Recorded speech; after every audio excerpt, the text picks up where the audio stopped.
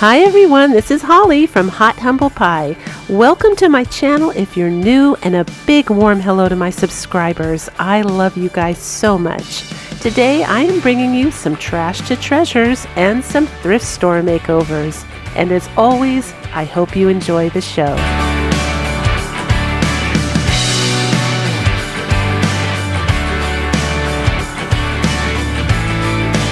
And if you haven't yet subscribed to my channel, I'd love it if you click that button.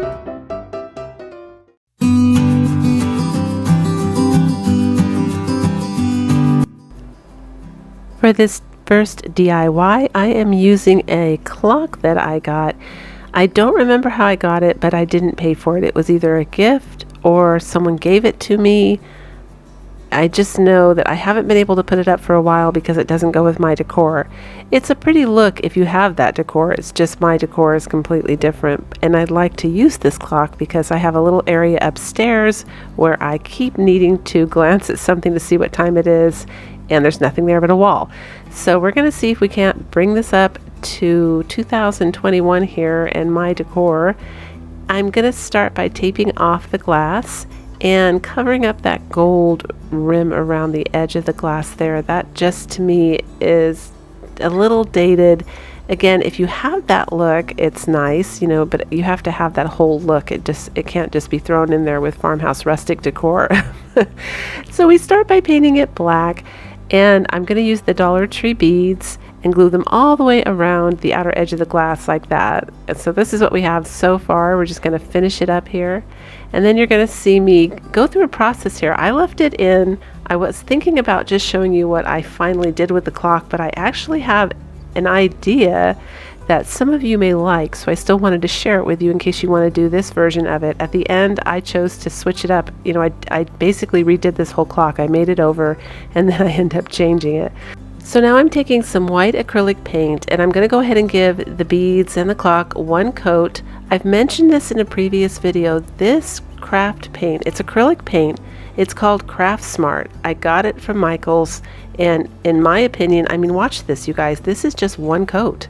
That's it. That is acrylic paint. It smells way different than the apple barrel paint, though. I don't know what they put in it, but in my opinion, it performs pretty much like the Waverly chalk paint. So I think it's cheaper. It may be substantially cheaper because, to be honest with you, I'm not sure. I want to say I got 64 fluid ounces for $14, so I don't know currently what the Waverly chalk paint price is, but it's worth looking into because it was impressive. And you know, sometimes you go and you can't get the Waverly, it's sold out, and you know, you don't want to go to another chalk paint because it tends to be really expensive. So just wanted to mention it in case you guys are stuck one day where you don't have any choices. That's an option you should definitely consider. The paint's really, really nice.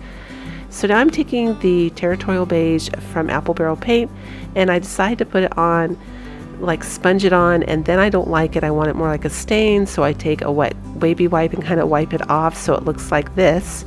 And now I'm doing a technique that's called wet sanding. I'm just kind of wiping it off to make it look like I sanded it. I want to give credit to Liz Fenwick because I had never heard of that before. She mentioned it in one of her videos that I watched last year, and I thought, ooh, that's kind of cool. I have to try that. So that's what it looks like. But it started to dry while I was sanding there, so I ended up having to sand it with sandpaper. Here it is, you guys. To me, it's too orange against the face of the clock, so I try to tone it down with some dry brushing with white paint. I'm picking it up, I'm looking at it, I'm going, I don't like that. I still don't like that. So I'm taking the black paint now, just acrylic paint again, and I'm dry brushing over to try and tone the orange again. And in the end, you guys, I give up. I just decide to repaint it and give it a color that has a yellow base that will match the face of the clock a little bit. I think if this clock had had a white face, it would have looked fantastic, but it was clashing in my opinion. It was just weird looking. So now we've got a little bit more of a blend. I think those two colors complement each other, and I'm really, really happy with how it turned out. I like the way the other clock worked, you know, what I did before. I like that. It's just you need a different color face on the clock. So I wanted to leave it in there, like I said, just in case you guys need extra ideas. Now I'm taking the Dollar Tree nautical rope here. I'm just going to glue it around the beads, and I'm going to glue it around the outer edge as well.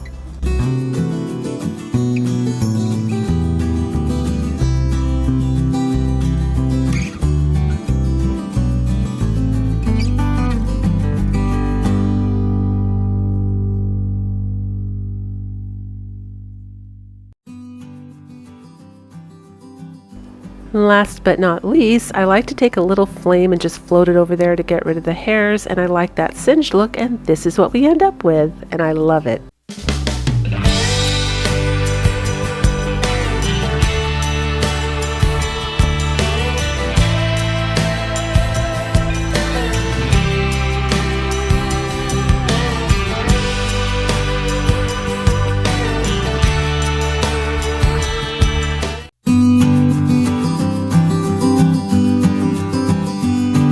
For this DIY, I'm using an olive oil bottle that my sister gave me. I think she got it as a gift from a friend, and she had used it as decor after she used the olive oil for many, many years, and like anything else, she was changing out her decor, and she didn't want to throw it away, so she asked me if I could use it, and I said, oh yes. I had seen something from the Antique Farmhouse on Instagram. I don't know if you guys follow that. It's like a store where you can buy like totally awesome farmhouse stuff. It was a wooden pitcher, and I wanted so badly to recreate that, but I didn't have anything in quite the right shape. So this was really, really close. So I was very excited when she gave it to me. So I decided to use this high-end paint by Behr. It's a latex paint. It's supposed to stick on any surface. It has primer in it. It's an ultra matte dry. I've used it in previous videos, had great luck on glass. And I paint it and leave it overnight to dry because I want it to stick for sure. I don't want any mistakes. I didn't want to rush, because sometimes when you don't let things dry and you try to smear a wax on or a stain, it'll start lifting. So now, I initially painted black to cover all of the designs really well, and I'm going to go ahead and give it now a coat of white primer by Kills, because I need the white base for what I'm going to do. But look what happens, you guys. It starts funking out. I have no idea. This is what, look, you can see it right there. It starts peeling off, and I mean the whole thing is just lifting off. So there was some kind of a chemical reaction from the Kills primer to the Behr paint, and I just give up. I take it downstairs, wash it. It comes totally off, and I spray paint it with the Rust-Oleum primer 2 times coat, and I use my Folk Art wax there, and I'm going to go ahead and use the wax because at this point I'm kind of paranoid. I don't want to use water-based anything because I'm afraid I'm going to start lifting the paint again. I mean, it feels like it's on there, but that freaked me out, to be honest, you guys. I have never seen anything or had anything like that happen, but who knows? All the different brands of paints are made with different chemicals, and they obviously weren't compatible. They didn't like each other, so much for that. Ends up turning up better though, and I wish I had just taken it outside to spray paint anyway. The reason I was doing the brush strokes is because I thought, oh yeah, I'll add the big grooves and it will look more like wood grain when I go to put the wax on, which was a good idea, but it just didn't work out. It comes up beautiful in the end, but it was an interesting DIY for sure. So now I'm just going to go ahead and paint some wood on there, and you'll see me kind of take the brush at some point and spin it a little bit to imitate like a wood knot, K-N-O-T, like a knot in the wood, just to kind of make this look like a wood pitcher.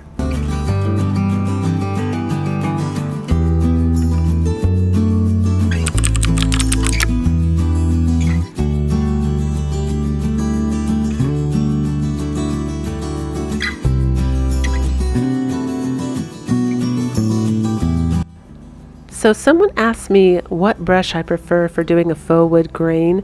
I actually prefer the thicker nylon brushes over a chip brush. The chip brush kind of gives you a real fine look. If you want to get those stark lines in there, it's better to have the thick stick bristles, in my opinion. You get more streaks, and that's what you're going for. So here comes my knot, you guys. I make a knot. It's really awful. I ended right here. That's the method. The method to the madness, but I actually end up taking that knot out because I don't like it, but I've got 2 other great ones. There's one right there, and I love the way this came out.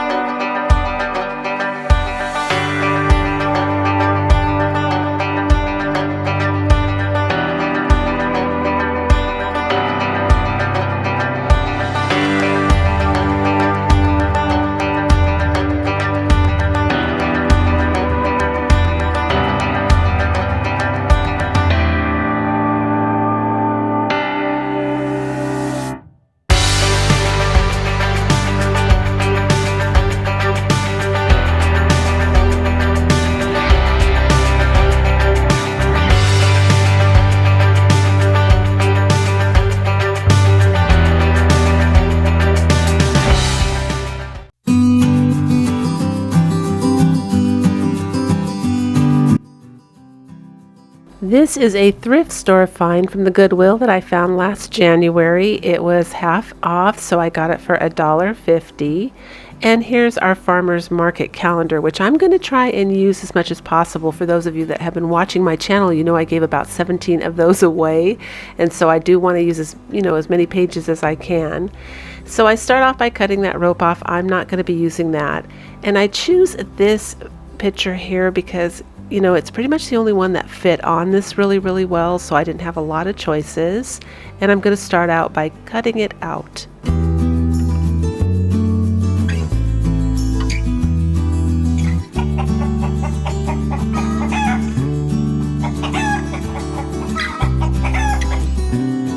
Now I decide to use a method that I had used before in my previous video. I'm using the fire method. There's a bunch of different ways you can do that. You can tear it with your hands, you can wet it and then, with a brush and then tear around the edges. I wanted to burn it because I wanted a little bit of the brown staining left behind, and I thought it looked really good last time I did it, so I just had good luck. Now here I'm using the water-based stain. It's down below. Both stains, the wax and the water-based stain, which is acrylic, washes out of your brush really well, odorless, so if you're sensitive to odors, it's great for that. They're both down below my video in the description box, a link if you're curious which one I'm using and what color. And I'm just going to kind of darken this up. I mixed that stain with a little bit of black paint from Apple Barrel because it's just a little bit too orange for me. It's kind of dated. I don't like that. Well, if it was in fashion, we all like kind of what's trendy, I think, but for me that was just a little too orange. I wanted to darken it up just a little bit. And now of course I'm taking some sandpaper and I'm going to really make those edges nice and rustic and distressed. That's my look right now, so I got to stay with it. I am committed. So here I'm taking the Mod Podge and I'm just going to spread some Mod Podge on with a sponge brush. I like to use sponge brushes because I can throw them away when they get really gooky. I tend to lose focus and forget about the Mod Podge in my brushes, and I have spoiled so many brushes. If you guys have any tips on how to prevent that, I have tried storing them in water. It just ruins them. I can never rinse the glue out completely, and I can't stand using any kind of brush cleaner. So if anyone has any tricks on how to keep your brushes from getting absolutely destroyed from Mod Podge, please leave it below in the comments. I haven't figured that one out yet in all these years. So here comes the water and the brush.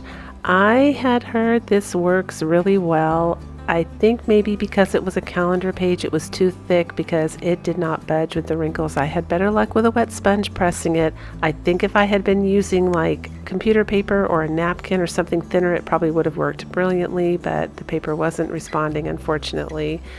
And this is it, you guys. I also love this, how it came out. It's gonna hold my little cookbook up when I'm cooking.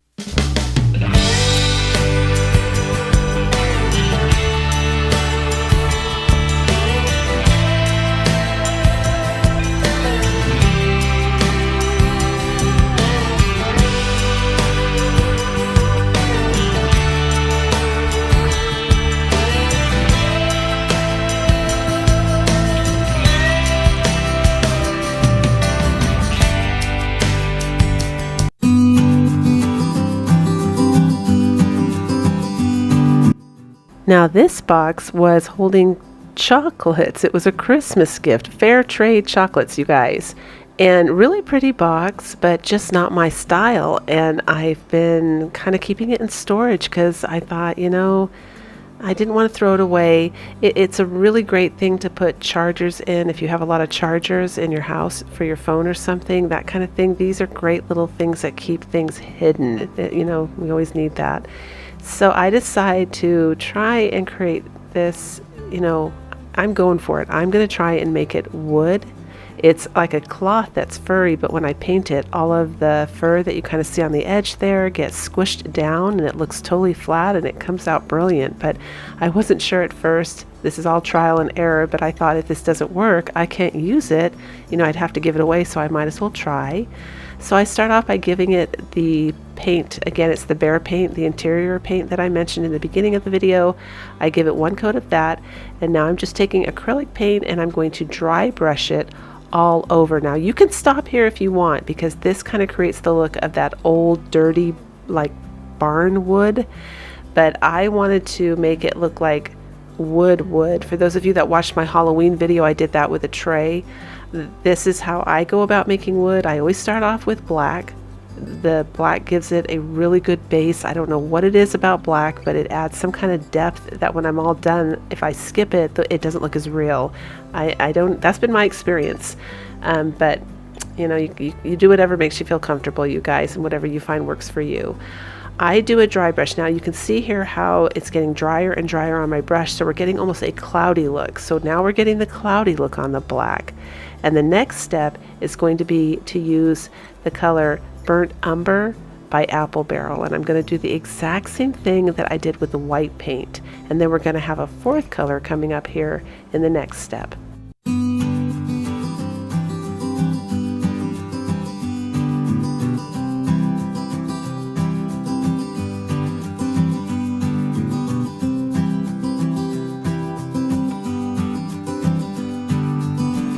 And yes, you guys, that is little white splatters of paint. This was a really messy process because I'm really swishing that brush really light over it. A lot of you ask me, how do you keep your clothes clean? You always craft in such nice clothes. I don't. I have like 3 black shirts that are identical, and I hope every time I wash them that the paint comes out, and so far so good. And I do wear an apron sometimes that you can't see if I'm really getting down and dirty. So now I'm taking the Territorial Beige by Apple Barrel Paint. This is the next color that I always use for wood. And I'm going to do the exact same thing, except this time, when you get kind of like a bigger blob on it or a bigger streak, you do take a little bit of Kleenex or a baby wipe and you just smear maybe one area on each side. This kind of craft is by eye. So if you're kind of content with the way, there I go. I'm doing it right there because I want a little bit of a smear. And I'll show you close up in a minute what it looks like and why I do that, because it does add more of an aging look to the wood. But this is definitely a by eye thing. If you're content and happy, just leave it the way it is. I was going for a very specific look with the wood. So, you know, I kind of like things to look like they're old and weathered. So you'll see me do it here in a minute. I'm going to pull up that cloth and I'm going to wipe it one more time. And I get almost like a different color altogether. And that kind of imperfection happens with old wood, so I like that look. You can skip it if you want to. You don't have to do it. Here it is right here. I'm going slow to show you. You see that? It almost pulls up a whole different color like a gray or something, and it just adds more contrast and dimension, which makes the wood look more realistic. For the handles, I decided to use these Dollar Tree towering blocks. I was so excited when I realized they would work, but I choose to do the super glue and hot glue and leave it on for a couple hours before I paint them black, just to make sure that they can be tugged on really hard and they're going to stay on, and boy did they ever. I think it's because it's cloth under there, but they are on there good. I would tear the thing apart if I actually tried to remove those, so I was really happy about that. And I was so happy too, because I realized when I was making this wasn't planned, that this kind of looks like those old antique post office file boxes, which is just perfect for farmhouse decor. So I end up loving this, you guys. Let me know which one was your favorite today.